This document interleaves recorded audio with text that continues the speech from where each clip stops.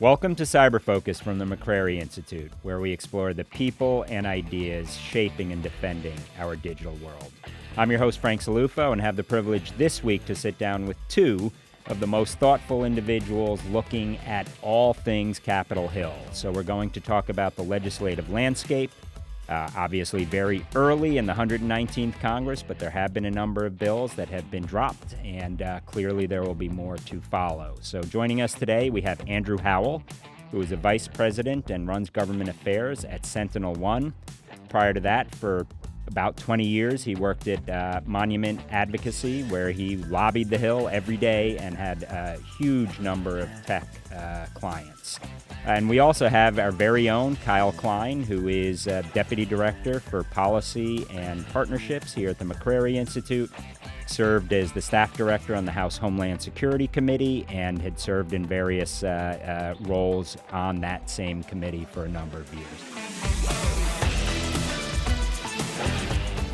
Gentlemen, great to have you here. Hey, Frank. Thanks for having us. So, like I said, it's early on in the new congressional calendar year, but there have been a number of bills. So let's start with sort of painting what we think the landscape is, what's being introduced, what's being reintroduced, and what we project we'll see in the upcoming year. Either of you, jump in. You want to start? Sure. Well, as you mentioned, Frank, it's still early in the 119th Congress, so most of what folks will see is legislation that is reintroduced from the last Congress because it didn't, for whatever reason, make it into law all the way over the finish line. One of the biggest piece of legislation I've seen reintroduced so far is from the House Homeland Security Committee, and that's the chairman's bill, the Pivot Act.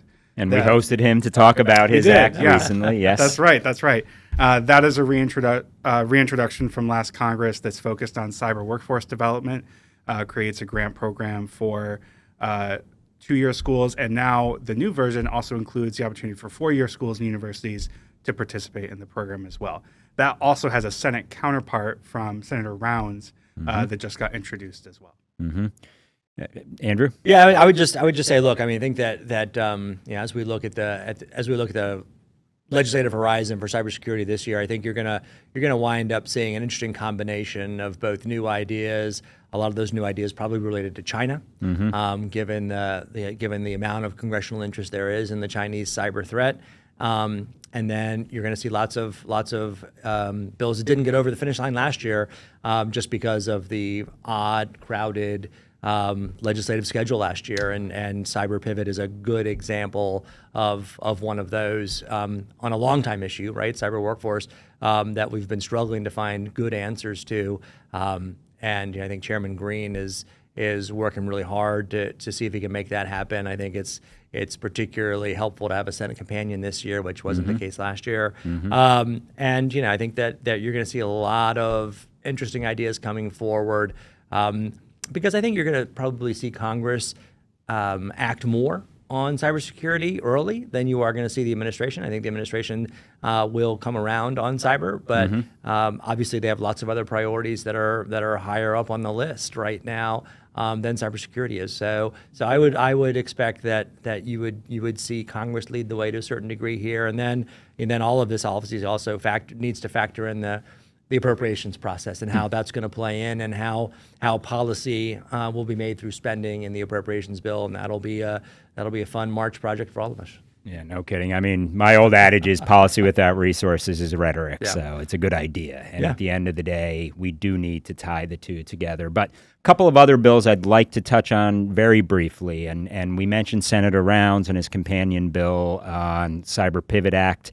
He also has an interesting, he and Senator Gillibrand put forward a new bill that is looking at the old Computer Fraud and Abuse Act, updating CFAA, which, if I'm not mistaken, and for those of us that will look afterwards, we can easily check that out. I think it was 1986 or 1984 that it originally passed. It had been amended maybe 15 years ago or so it's been a while. The world's changed a little bit since then. If I'm not mistaken, the first prosecution was Robert Morris and the Big Worm incident out of a fellow university up north in New York. But But bottom line is that's an interesting bill too. And if I look to see who some of the movers and shakers are, he's 2 for 2 pretty early on, right? Yeah. So Senator Rounds. Yeah. But thoughts on that? And that's going to wind up being a Judiciary Committee bill, right? So that'll Not make out of it armed services, even more interesting to see kind of how exactly that winds up playing, just given, again, committees with lots of work to do, and still kind of unclear.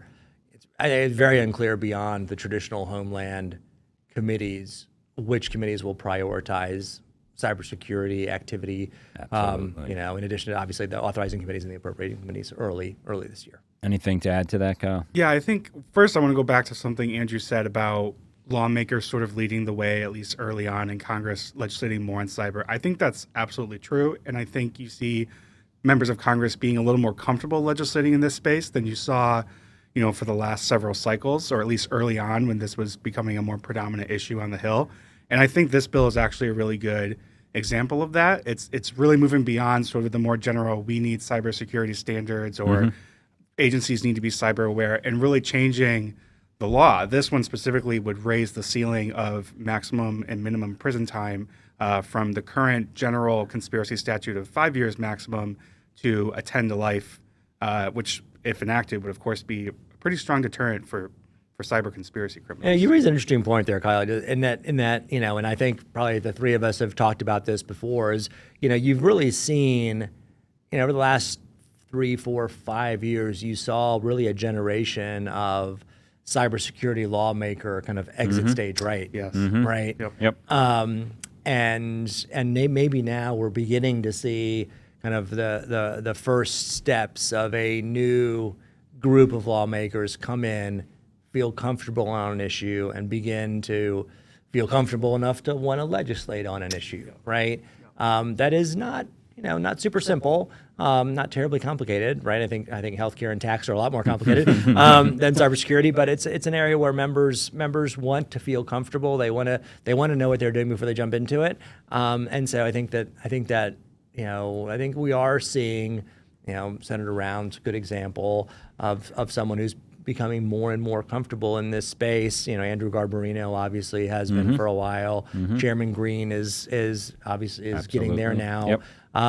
And I think we're going to see in this Congress probably a new generation of cybersecurity-focused lawmaker come forward. I hope you're right, because one of the challenges is also being able to figure out how the Hill works, how legislation is actually passed, and having some of the requisite knowledge and skill base around cyber. No, that's right. But you're right. I hope you're right, because we have had a number of discussions and had some of them on, including like John Katko and Mike Gallagher, Jim Langevin, and we've lost the number of the cyber titans. But we need that next generation, and hopefully you're right.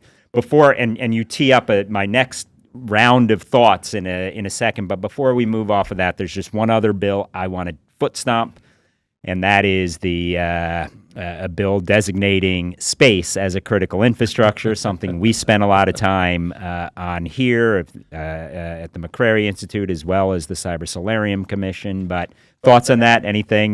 This seems to be the perennial bill that will be put forward. Do you think we'll get some momentum this time? I don't know what you think, Kyle, but it was, it felt like last year was a big year where there was a good amount of momentum behind spaces, you had other infrastructure, other things happening, the National Security Council, et cetera, et cetera. And I think there were more members of Congress who looked at space, cyber, and like, this is something we should really think about. Obviously, I think we didn't. That didn't get done, but I do think that you're probably going to see the need for members to need to get re-educated on this issue, and frankly, I think you'll need legislative branch engagement too on this in order to see space move forward as a critical infrastructure. But I do think that once there is that level of education, I think we've got enough. There's enough history when you combine it with some new members that you'll probably see this get over the finish line in the next 2 years. I think common sense if you think about it, but I'm sorry. I think where we were talking earlier, where members feel more comfortable than they used to now that they're more educated on cyber issues, I don't think we're necessarily or haven't been to this point there on things like space and AI, which I'm sure we'll talk about later. But with space, I think it's one of those issues where members know it's important.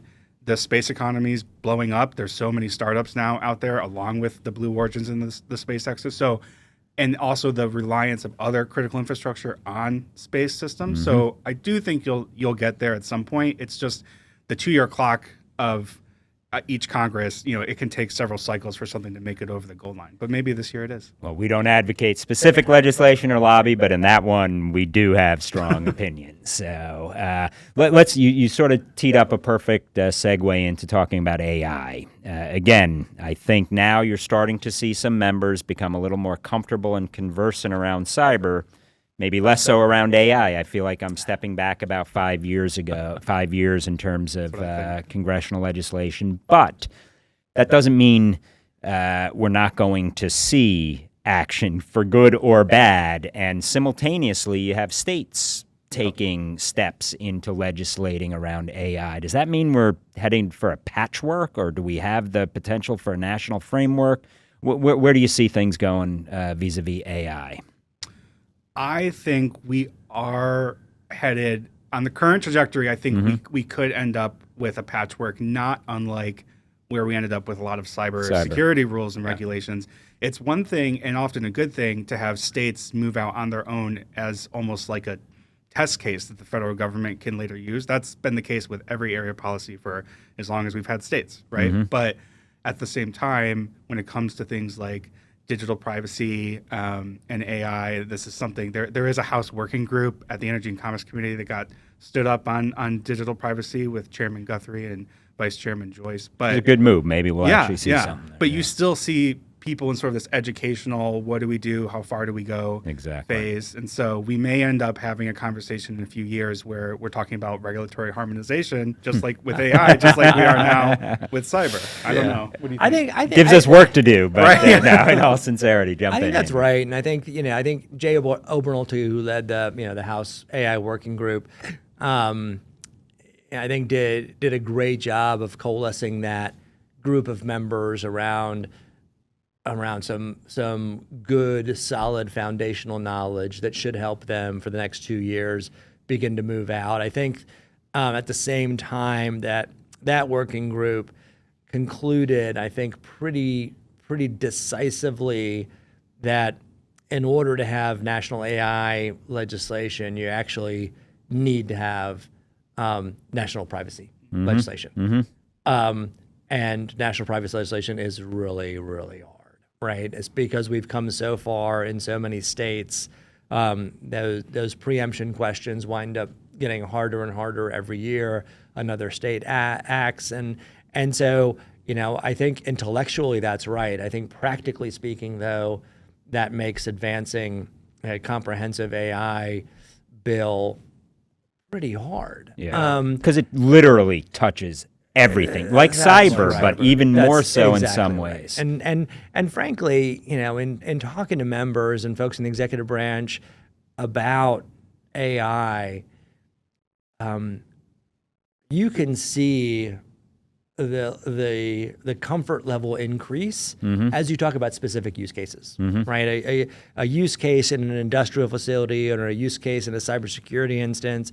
Whenever you can talk about AI in the context of use cases, members get a lot more comfortable, which leads me to believe that members will be far more comfortable solving niche, use case oriented legislative or regulatory problems via smaller bills than via bigger bills. Andrew, that's a really thoughtful point, because at the end of the day, maybe those in the middle of it every day are speaking to themselves. It's sort of like this, not to be pejorative, but a self-licking ice cream cone. Keep going around and around. Truth is we do need to articulate and communicate the issues in ways that not only representatives, but more importantly, the women and men they serve I think that's right. And represent. Right. And I will never forget, I had a meeting with Michael Kratsios in the first Trump administration about AI when they were beginning to think through what they wanted to do. And as we were wrapping up the meeting, he's like, look, you can bring every tech company you want in here, but until end users understand why AI matters to them and is important to them, it's hard to imagine a world in which political figures actually get engaged on this issue, right? It's a lot more important to have, an understanding of what AI means for PepsiCo or John Deere than it is to understand what AI means for Google or Microsoft. And because those are brands that communicate to the public. Well said. And I feel like there are two camps. There's the doom and gloom, and then there's the do nothing, let innovation thrive. And there's got to be something in between, right? That's right. Because companies are already using AI, right? I mean, every day AI use cases proliferate. I mean, at SentinelOne, we've got, use of AI and ML on the cyber defensive side of things that's happening every day. And I think that is really where those of us who are advocates before the executive and legislative branches need to make our case on, legislation or regulation solving specific use case problems that exist that either add friction or slow down the utilization of AI to solve a problem. That can actually also correlate and fit into congressional jurisdiction, committee jurisdiction. Well, so and actually, one thing that's one of the challenges, right? One thing I was going to add is maybe a slightly more cynical view, but also a true one, which is every committee, when there's a hot button issue, they want to bite at it, right? Yep. And so you have the Homeland committees, you have the Armed Services committees, the Commerce committees, the Space and Science committees. All of them are going to try and, what is my piece of this very interesting pie? And sometimes that's good because they can be highly specialized and specific, but also you can go down the road towards patchwork and competition too. Yeah, and having lived at the Homeland Security Committee, you know that very well. And looking at it from the executive branch perspective and not just from a rules perspective on the Hill, they still had to go to gosh knows how many committees to sing for supper. And that's hard. So you can imagine when you're looking at an issue like AI, just extrapolate that 10x. I think that's right. But again, it does, I think, that does open a more comfortable door for members to actually work on an AI thing. I think you're right. Within the jurisdiction of their community, within the jurisdiction of their committee in an area they know. Right. And that does make a whole lot of sense. And there's I yet to ever suggest a book that people read, but Reid Hoffman has a very interesting book out right now on super agency, and it's not about the technology, but rather its application and does it change actual human nature? And I think that's what people get, the philosophical side of it all. So I don't want to be a philosopher because I can barely speak, but it's the truth of it. Before we jump on to next sets of questions, how do you, healthcare has become front and center in the past few years, largely because of ransomware incidents that have proliferated, and when you start thinking about life, death, obviously, healthcare comes top of mind to a lot of people. Anything there? I know there's some legislation, if I'm not mistaken, Senator Rosen. There is some legislation. I think it might still be needing to be reintroduced. But there was a healthcare resiliency bill from last Congress with I believe it was Senators Cassidy and Warner. And then there was a more of a privacy-focused one and cyber data security one that I believe Senator Wyden and Senator Warner worked on. It's a big challenge because the healthcare sector is so multifaceted. You have huge conglomerates and organizations that they might have the resources to secure their systems more than another player, but they also have very large attack surfaces. And they often outsource it to these companies you've never heard of until you're getting that note in the mail saying, "Hey, you've been pinged." Yeah, I mean, healthcare's a super interesting issue, right? Because as Kyle said, right, you've got a lot of resource-rich organizations that have a large attack surface, and then you've got a lot of the target-rich, cyber-poor, local health delivery, rural health delivery organizations that just don't have the knowledge or the resources to effectively protect themselves from cybersecurity attacks. And so, in a lot of ways, you could look at that whole community of rural critical infrastructure owners and operators, right? Water, healthcare, being probably the top two that you're looking at, and saying, hey, what do we need to do from a policy perspective in order to give those target-rich, cyber-poor asset owners and operators more resources, more expertise, more capability, if it is indeed, as I think most of us believe, to be a significant cybersecurity risk to our country.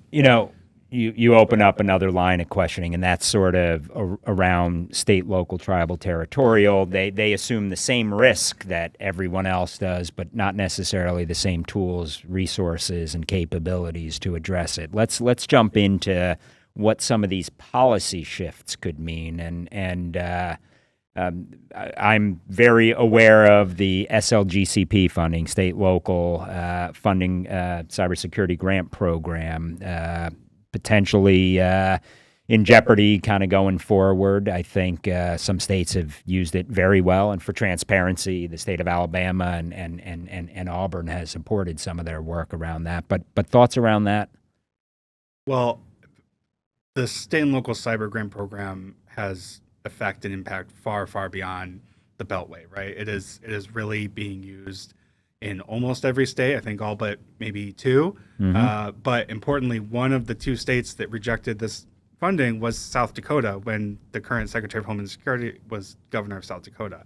And she did criticize that program quite heavily at the time. Now, she did then divert some of her state's resources to cyber and has since done a lot for South Dakota in terms of academic partnerships, private-public partnerships with the Department of Defense.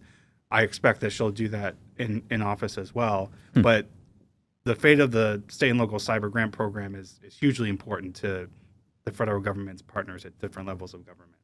I think it gets to a bigger, I think, in a lot of ways, strategic issue too, in that, you have to look at leaders, whether they're cabinet secretaries or governors or Homeland Security advisors in states, and understand, I think we need to figure out how to better understand how to make them acutely aware of the problems they face, the challenges that they can and can't address, and what the tools are to address them.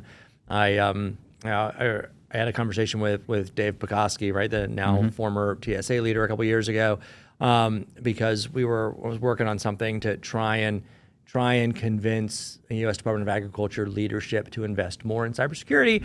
And so I was talking to Dave, and I was like, look, you have gone through a big, with the Colonial Pipeline cyber attack. You've gone through a big inflection point at GSA. And what can we learn from your experience in order to help other, senior government officials at the state, national, local level kind of get in front of this? And he's like, look, you can't do anything. Every person like me has 1,000 things to do every day. And only when something outside of the normal list of high priorities, pops up to the top, do you actually address it? Attention. And therefore, it's probably unrealistic to expect the Secretary of Agriculture to focus on cybersecurity until something happens in the food supply chain. Obviously, I didn't want to hear that answer. Yeah, from it's him. a little defeatist. It's a little defeatist, but it probably has a good amount of wisdom attached to it. So I think the state and local grant programs and everything like that probably have some amount of need for us to do better strategically to help understand what should we expect from our leaders to address issues that aren't necessarily directly in the spotlight of their agency or department wheelhouse, because what we're doing now probably isn't enough, right?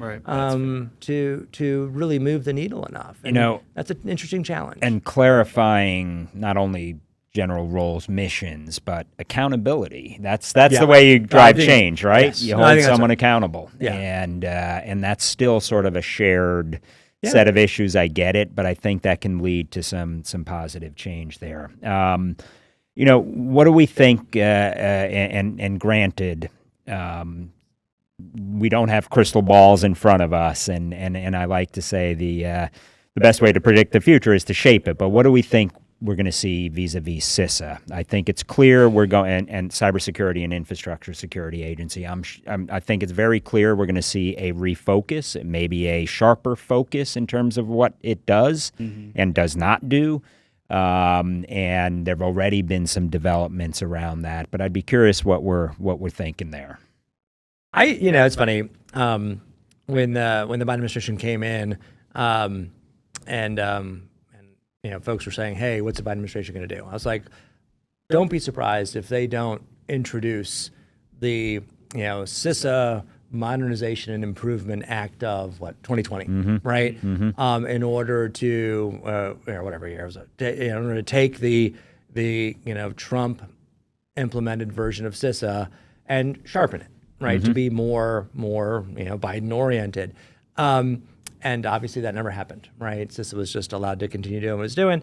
And now I think we are at a similar point where once CISA has leadership in place, and once DHS has all of its political leadership in place, I think that one might be able to see Secretary Noem's confirmation hearing talking points get a little sharper on, okay, we are going to have CISA focus on its knitting, right? And so what exactly that looks like, I think now we have an opportunity to shape, both from a stakeholder perspective, as well as from a congressional perspective, as well as from an executive branch perspective. And it'll be interesting to see if people wind up availing themselves of that opportunity as they seem to be messaging. They may well do so. I think that the big part of the question winds up being, CISA will also be affected by the appropriations process, big time, right? And what that budget request looks like for the next fiscal year, how we get through the current continuing resolution. And then what the structure of the organization looks like. So you've got three motions, which will require right? congressional action too, right? That's right. Yeah. So you've got three motions potentially over the next 12 to 18 months on reshaping CISA, and at least two of those will involve appropriations. And so getting back to the earlier comment, right? Appropriations will really drive how CISA gets shaped going forward, but we also, again, have an opportunity for the Trump administration to put a bill out there to do something. And what's kind of interesting, and I think most of our viewers and listeners are unaware, is a lot of the CISA funding is 050 money. It's defense, national security spending. Used to be the NDAA was the safe vehicle. I'm not sure anymore, but I'd be curious on CISA and anything you want to talk NDAA. I think with CISA, there's obviously going to be some initial changes, people leaving. I think you will definitely see a refocusing away from things like disinformation and misinformation. I think that's going to stop. That's already gone. Right. Yeah, Same with a lot of election security work, and a refocusing onto some of the more core cybersecurity of critical infrastructure principles. And to be honest, I think there are a lot of people, especially on Capitol Hill on the Republican side, that would welcome that. And I think too, somewhat to Andrew's point, the issues are so evergreen and the threat landscape is so severe that I have to assume it will still remain, the core mission of the agency will still have to be at least prioritized to some degree. Frank, and I want to underscore that because, again, we don't do politics here, but at the end of the day, it's not throwing babies out with bathwater. The core mission is so critical to our national and economic security that, and I'm confident that will be recognized. But one thing that we've talked about, Frank, right, and is the CISA has a lot of important work to do, to the point that Kyle just mentioned, right, on critical infrastructure, right? It is the sector risk management agency for 8 critical infrastructures. I don't think anyone would give CISA, gold stars for its work in all of those 8 critical infrastructures and its role as the national coordinator of all of the critical infrastructures. And so, as I think about, looking at CISA, going forward, I would hope that there would be additional attention paid to, establishing, baseline metrics on, what is an effective sector risk management agency, what are the different levels of maturity of sector risk management agencies, and how do we decide, who needs to be good, who needs to be better, and who needs to be best. And again, that gets to, we need to make sure we fund what we want, right? If we want great for all 8, we need to fund great for all 8. But we also have to agree what great is. Yeah. And we've never really had that conversation. I mean, You're right. That was a big point in our report, our transition study. Yes, You're absolutely right. I mean, ever since you were involved in all this stuff from the beginning, in the Ridge years, and I think a lot of the ideas were right, but we never really got to some of that. Okay, here's what we expect. No, you're right. Right.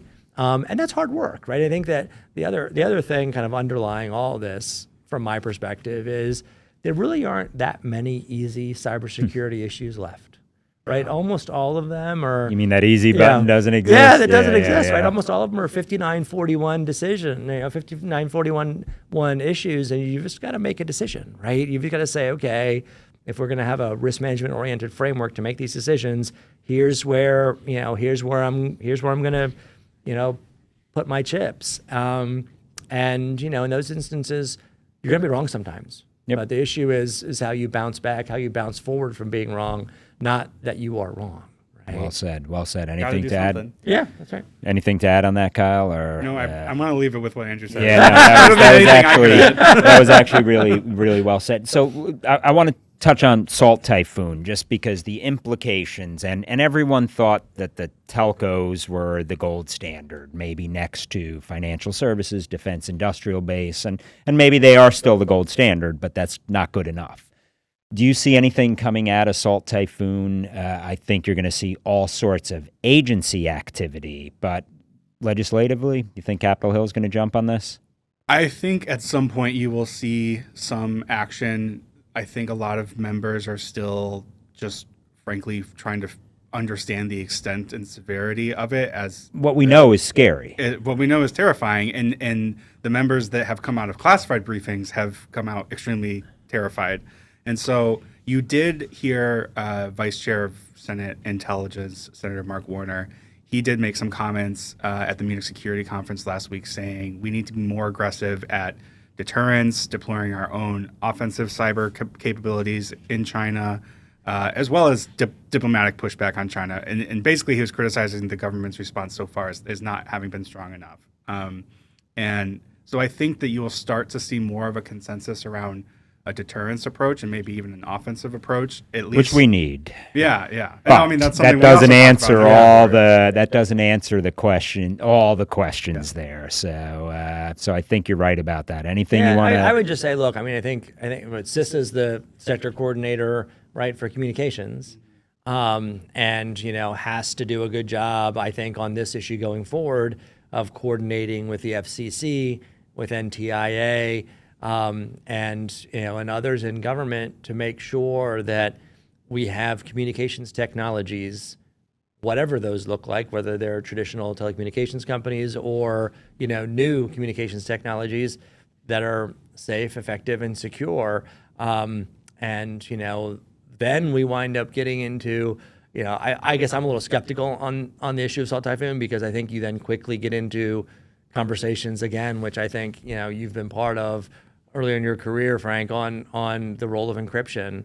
And you had to bring that up now. No. I think that's adds, ripe for a new discussion. I think that adds an interesting level of complexity to this issue, because we are communicating with new tools and more tools than ever before. And the economic implications are so great today. That's right. They really are. And they all operate with different business models and in different spaces. And so, I think we have to, as a policy matter, decide, is a communications technology, and if so, do we need to treat them all the same, demand from them the same, and expect from them the same? And that's an interesting policy conversation that we really haven't had. And it's everyone is dependent upon telecommunications. That's exactly so right. it does sort of like, if you don't have power on, if the grid's down, it's a really bad day. And The FCC outgoing chair was very vocal. Her parting shots were on this was on Salt Typhoon, and the specificity and the sense of urgency to act around that. So I hope we'll see some activity there. I'm not sure it's more regulatory. I actually don't think it necessarily is, but it's not regulatory. But there are a lot of other supply chain. Are we going to see anything there? I mean, this is the evergreen issue that all of us have talked about in one way or another for many years, but to me, it's getting harder and harder to separate cyber, AI, supply chain related issues. What are your thoughts there? I think it's really hard, right? I think it's because we don't have visibility yet to even know. What we really don't. And it doesn't seem like anyone really knows with a good amount of specificity the problem they're trying to solve when it comes to supply chain. And can articulate. I'd say it's Beijing and Moscow, but that's okay. Push back. But I mean, I think that at its simplest Core. level, yes, right, it is. But then the question winds up being, okay, what do you do about that, right? What do you do about the fact that advanced, pharmaceutical ingredients, we're reliant on China, right? And therefore the supply chain for a lot of drugs, goes through China. What are we going to do about that from a strategic perspective? What are we going to do about all the critical minerals that go into all of our technologies that here? We need, are we going to invest in domestic manufacturing and domestic capability? Rob Strayer at the Critical Minerals Forum Rob's got a super interesting data-driven project to try and understand what that market actually looks like. Right? Because we don't know what the market looks like. And, is there an ex-China market for critical minerals? We'll get Rob on. Right? I didn't. No, it's a fascinating idea, right? And, if there is an ex-China market for critical minerals, what does that look like? What does it look like exactly? Right? And how do you build something? And now, maybe we're throwing Ukraine into that conversation, right? And so what does that all look like? It's a fascinating problem. And I kind of feel like, and this is not a knock on policy, but we're a little schizophrenic. If you look at our own policies on TikTok, one day it's this, the next day it's that. So I'm not sure that provides a whole lot of stability in thinking, including of our adversary. At the end of the day, China in this case. I think that's right. I think that's exactly right. And look, these are 59-41 issues. And if you're going to do something to even slightly change the calculus of global sourcers of products, then you have to do that understanding that's going to move markets, and that that's going to affect consumers' pockets here in the United States. And I think that people have gotten used to disposable clothes from Shein from China, right? And so how do we change the consumer's expectation on a lot of this stuff? Free market principles and economic principles and, that's right. and what have you. No, that's really legit and fair, and they are really hard. But there are certain technologies and sectors that are so critical and essential to our economy, national security, public health, and safety that I think there's finding those and being discriminate about those, not painting everything with the same brush. Please. Right. I mean, and one thing I would add that underscores Andrew's point is there is one bill from Senator Cantwell and Senator Blackburn, bipartisan bill. Senator Cantwell, of course, being the ranking member of the Senate Commerce Committee, that to Andrew's point is basically asking the question of the Department of Commerce together with creating an interagency. Tell us what the answers to these questions are, because we know it's a problem. So the bill, if enacted, it wouldn't actually do much other than hopefully help inform policymakers. What is it that we need to do? I think quite honestly, we have so many darn lists anyway that there's no single list for this. I mean, literally the very basics in terms of what companies could or could not, or should or should not, and everyone's got a different definition of what that is. And I think supply chain, the way that if you can actually make progress on supply chain security, I think the way to do so, again, is similar to AI, right? Identifying specific use cases, as we've done with telecommunications equipment, right? We've had a very definitive, consistent policy on Huawei and ZTE for a while. For good reason. For good reason, right? And so So let's do that same level of intellectual work behind kind of what are our next 2 or 3 areas from a supply chain perspective to tackle, and dedicate some time and energy to figuring out what those are. Go figure. A policy purist actually gets some empirically based data. But there's truth to it. You do. And one of the critiques I've had for so many years, agnostic to who's in office, we tend to always react, and our strategy is based on we're giving the initiative to the adversary. Yep. We are always responding to something. That's not a way to get ahead. That's a way to batten down the hatches on what you just saw. I think that's right. And we're dealing with thinking predators here. We're not dealing with static, but a dynamic adversary. And I don't want to cede that instrument, that approach. And I didn't mean to be pejorative. I agree with your approach 100%. We also can't allow analysis to paralyze us, right? Yep. I think we've got to decide that we're going to do something about this, right? And we've got to decide, quickly where we want to focus our time and energy to addressing supply chain risk, and tackle it head on. We're near the end of our time, and I'd be curious. We'll start. Whoever wants to jump in. What questions didn't I ask that I should have? Kyle, you want to actually take first bite at the apple? I would say just asking, what else we see Congress focusing on this year, aside from legislation. Reacting. Yeah. They're great at that. Aside from just regulatory action or legislative action. And for that, I would say, I think you're going to see a lot of oversight hearings in terms of, emerging tech, quantum, AI, as we already talked about. And a lot of it's going to be in the form of these working groups. You'll have subcommittee hearings, oversight hearings at the full committee level, and that it can sound like lawmakers just droning on and on, but at the same time, it is at the end of the day hopefully informing sound policymaking at the end of the day, and you will see I think a lot of interesting conversations around things like semiconductors, like quantum and the quantum safe challenge and things like that. We've seen those issues percolating up. You mentioned NDAA. There was a number of provisions relative to both of those things in last year. The only way you got cyber action for a while. Yeah. Right. And I think that's still true, and you'll see even more of a focus this time around. No, and I'm going to foot stomp that, right? Because I think that good, dedicated oversight work in congressional committees is absolutely essential to effective policymaking. I mean, that's how we met each other, right? Yeah. Kyle and I met when he was working in House Homeland on the Transportation Security Subcommittee, and we were working on some TSA issues together. And I mean, the work that we wound up doing together, I think, probably crossed over 2 Congresses and led to some changes in the way that TSA acquired transportation security technology, right? Yep.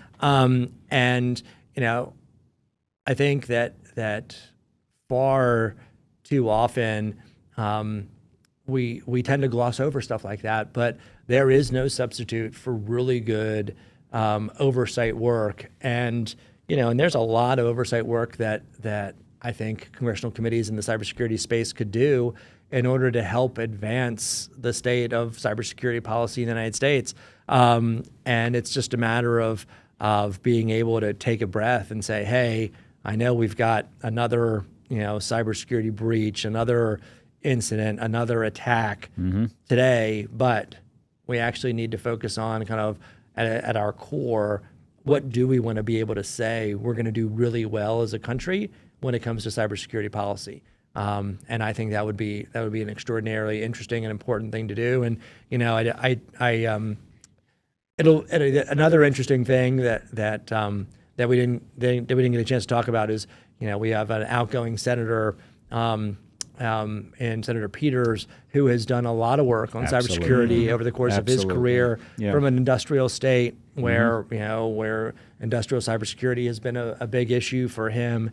And so, it'll be interesting to see kind of what he does over the next 2 years and as he is departing Congress in an area where he has spent a lot of time and energy.